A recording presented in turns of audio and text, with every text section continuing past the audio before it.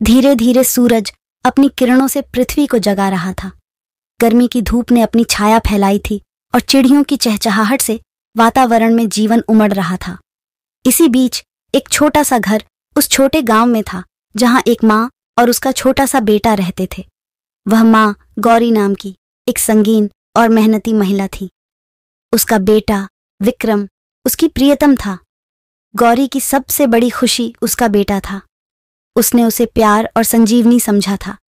लेकिन जिंदगी ने गौरी को कई मुश्किलों का सामना करना पड़ा और उसे अपने बेटे को बड़ा करने के लिए खूबसूरत पलों में उसे उनके बापू की तरह बड़ा करने की जरूरत थी। विक्रम की बचपन से ही उसने एक स्कूल में पढ़ाई की। गौरी ने उसके भविष्य के लिए सपने देखे थे। उसे डॉक्टर बनाने की ख्वाहिश थी, परंतु कई चुनौतियों ने उनकी जिंदगी को परेशानी में डाल दिया। गरीबी ने उसकी पढ़ाई को असंभव बना दिया। एक दिन गौरी ने निर्णय किया कि वह अपने छोटे गांव के स्कूल में नौकरी करेगी। वह उन छात्रों को पढ़ाएगी जिन्हें पढ़ाई के लिए सहायता की आवश्यकता थी। इस निर्णय को विक्रम ने बड़े प्यार से स्वीकार किया।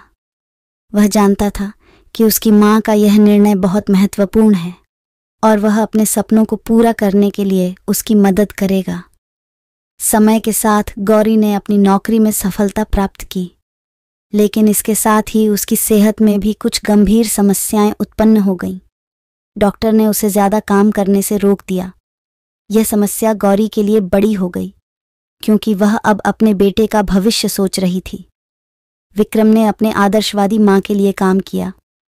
वह रोज उसकी सहायता करता, खाना पकाता और उसकी देखभाल करता। उसने स्नातक की पढ़ाई जारी रखी और अपने सपनों की पूर्ति के लिए मेहनत की।